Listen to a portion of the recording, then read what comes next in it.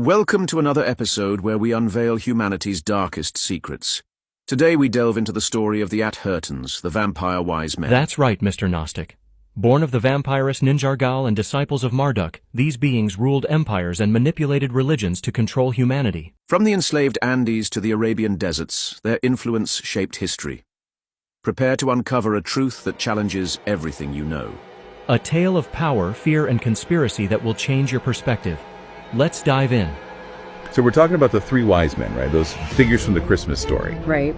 But instead of bringing gifts of gold, frankincense, and myrrh, these guys are more like tyrannical overlords. Yeah, we're going into Zecharia Sitchin and his interpretations of ancient Sumerian texts. Okay.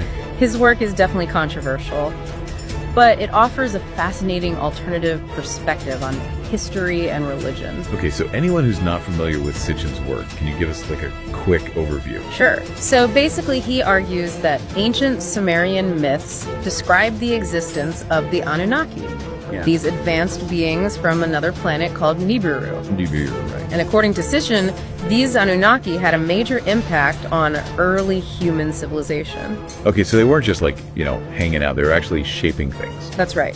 And one of the most intriguing aspects of his theory is how he connects these Anunnaki figures to familiar biblical stories. For example, instead of the traditional benevolent three wise men, Sitchin identifies them as three powerful Anunnaki brothers called the Hertons: Sufar, Bildad, and Eliphaz. Hertons. Not exactly a name that rolls off the tongue. No, it's not the easiest to say. But sounds like they played a pretty significant role in Sitchin's version of events. Absolutely. Sitchin describes them as Marduk's viziers. Okay. Now think of viziers as ancient prime ministers, so wielding a lot of power and influence.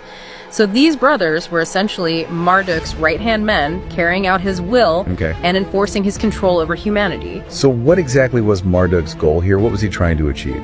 Well, according to Sitchin, Marduk was vying for dominance among the Anunnaki. He wanted to establish himself as the supreme leader, and that involved controlling Earth and its resources, including us humans. So the Hertons were basically his enforcers, right? On the ground, making sure everything ran smoothly. Exactly. According to Marduk's plan. Yeah, and they weren't afraid to use some pretty ruthless methods to get the job done. Okay, so let's get into the specifics here.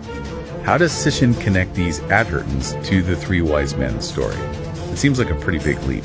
Well, he points to a story in Sumerian texts that mirrors the biblical account in some ways. It describes the Hertons presenting gifts of tin, gold, and copper to a Sumerian king named Ethana. Okay. But these gifts, instead of being symbols of generosity, came with a cruel twist. A curse that Ethana would be unable to have children. Wow, that's a far cry from the traditional image of wise men bearing gifts of hope and goodwill. It really highlights a key difference in Sitchin's interpretation. He sees these figures as master manipulators, using seemingly generous gestures to mask their true motives, which were control and power.